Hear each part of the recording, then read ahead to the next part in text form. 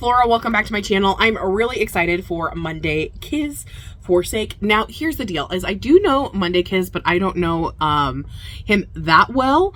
I think that I'm going to recognize him more once I hear his voice, but I'm really excited for this. Don't forget, if you want this song or any other song that's on your recent playlist to end up on our chart, that today is chart day, make sure you check that out down below to enter your favorite charts into our top 30 chart. We'll see you guys. Let's go ahead and get started.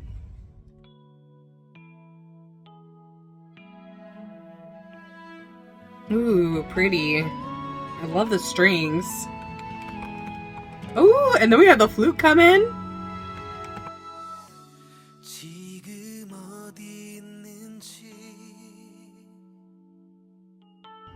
Oh, yes. His voice is recognizable, so I know I've heard a couple songs. Ooh, floating.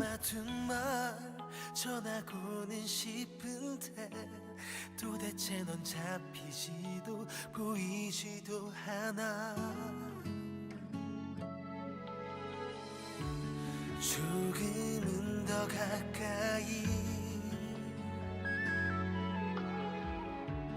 다가갈 순 없는지 가슴 깊숙이 차오르는 너를 향한 마음에 그 어떤 말도 할 수 없는 인연된 것 같아. 아쉬운 맘 접어두고 Ooh, pretty.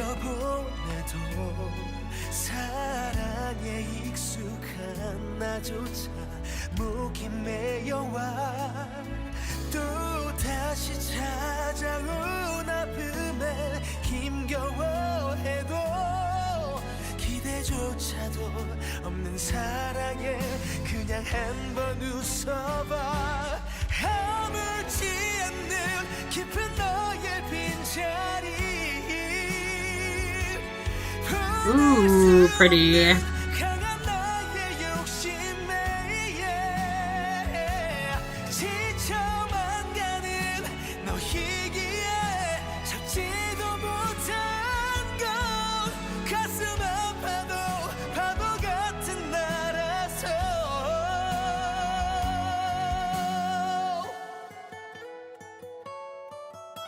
Ooh.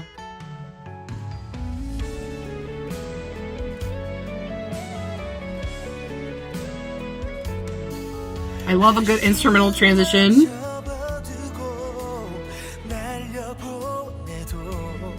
사랑에 익숙한 나조차 목이 메여와 또 다시 찾아온 아픔에 힘겨워해도 기대조차도 없는 사랑에 그냥 한번 웃어봐.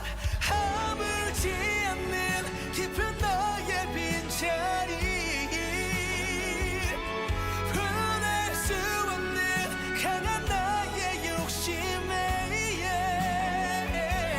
지쳐만 가는. Ooh, that so pretty.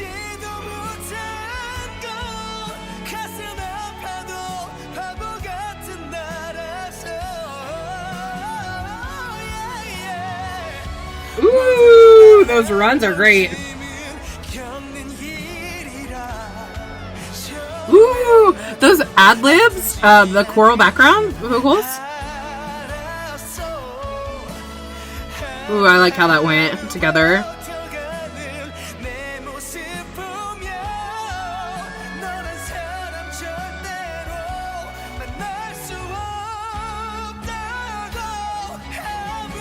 Ooh, I love that. Doo, doo, doo.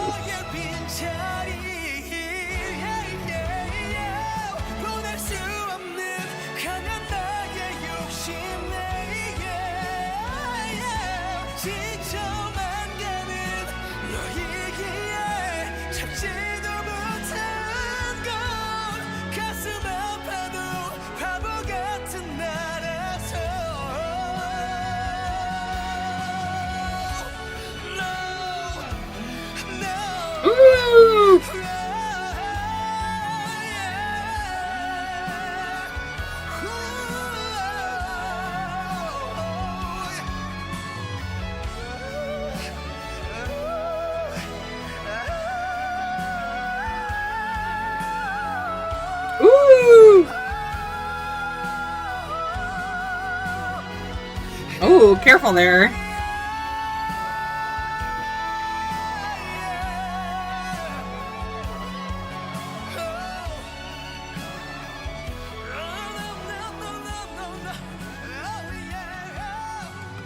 Ooh, a good fade out. I love a good fade out.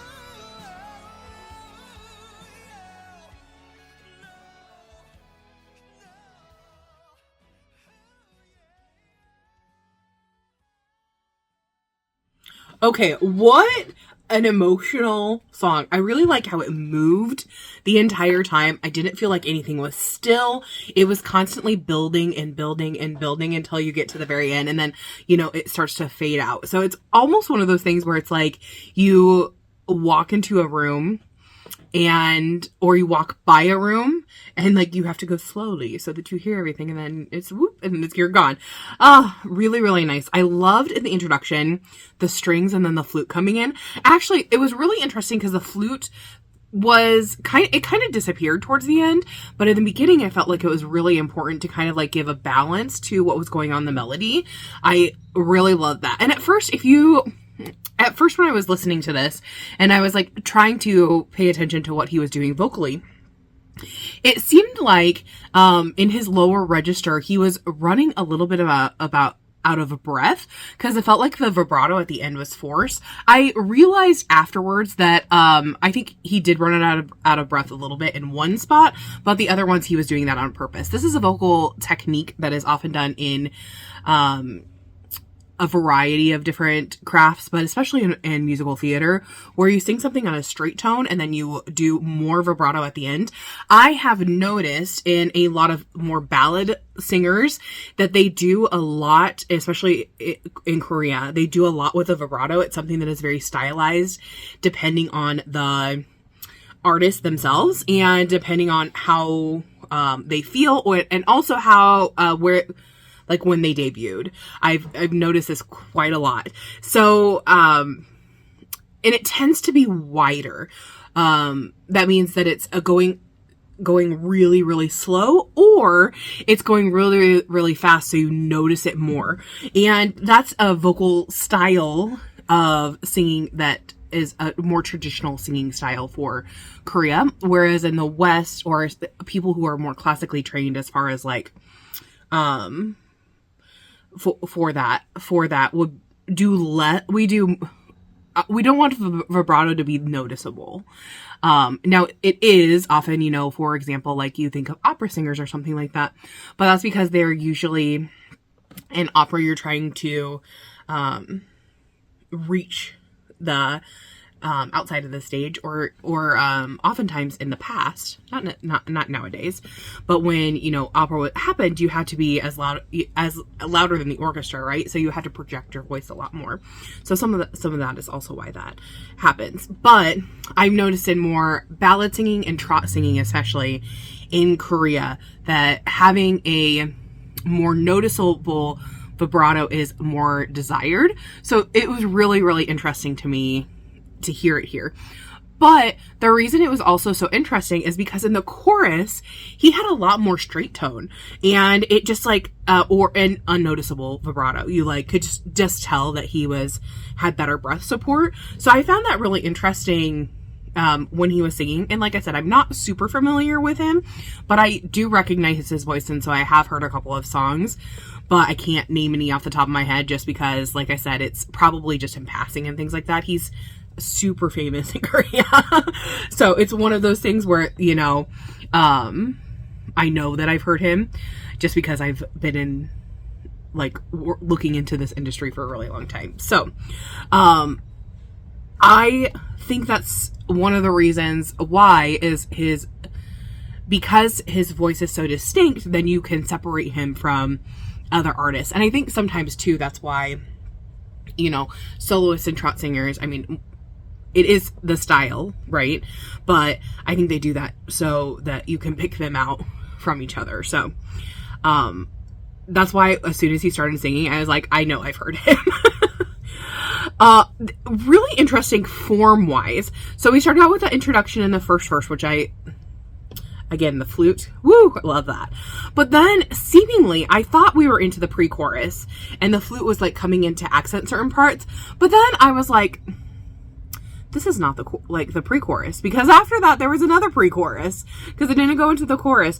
But what I did notice is that the instrumental was increasing. So it was one of those things where it was like more like a verse extension and then a pre-chorus is what I think I would probably classify that as. And during this, the second pre-chorus, the drum kit came out, and that's when we heard it around 1 minute, maybe a little after. And then the chorus, I loved it because there was increase and dynamic and the sound, and again the way that he was singing was more free. I felt like he was doing a lot more flips and tricks within the chorus. Again, it just sounded like his voice just kind of like when he let it out, it just sounded more round, more full, like he really was going for that. And so I really enjoyed that. Then we have this starting with this guitar pick, right? Transition, and then the instrumental. And at first I was like, okay, this is going to be like a couple measures and it's going to transition. And it was actually quite long. So that was interesting because when we got to verse 2, then it felt short because there was no pre-chorus. It went right into the chorus. And that's really interesting when you play around with form, and then it gets you into this feeling as a listener of you never know what's coming next. So it makes you anticipate more. That's why I really enjoy that. And during this, I was like, I'm going to write down these lyrics. So it says, though I know well, my throat still chokes. When the pain returns and pulls me under, with a love that asks for nothing at all, I just smile. So much pain. This song is like this is a tortured soul kind of song, and I really like songs when they make me feel emotions. And I think one of the reasons I'm not a huge ballad fan is when they don't make me feel emotions. It's just a slow song, right? But this song had so much emotion to it, so that's why I really actually enjoyed this one. And again, the dynamics in the chorus are just so good. He did such an amazing job at emphasizing that. It got louder, his voice actually progressed, and he just sounded so much more open and free. The bridge, especially in the background, you heard these really big accents in both the drums and the instrumentation, and it was one of those things where I was like, oh, interesting. It just again kept bringing that tension up until you get into the chorus at the end. And I love how the way you could tell he was using those consonants to, like, especially in the no, he was like really hitting them hard so that it would be like almost a cry, almost a growl to his voice. And again, masterful, just the way he was doing throughout the entire song, flips and tricks and slides and playing with the melody, so nothing ever sounded or felt stagnant, and I really enjoyed that. And I love how you could tell when he recorded this, like how much he was putting into it, like so good, because you could just feel the same emotions from when he originally recorded that. So really, really interesting. I enjoyed this a lot, and I love a good fade out. I think it needs to be done more. I don't think it's overused. I always love a good fade out.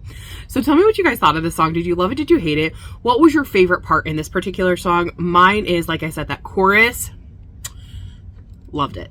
I'll see you guys in the next one. Don't forget, today is our chart day, so if you want this song or any other songs to end up on our Fandom Favorites chart, make sure you check that out down below. I'll see you guys in the next one. Thanks for watching. Bye-bye.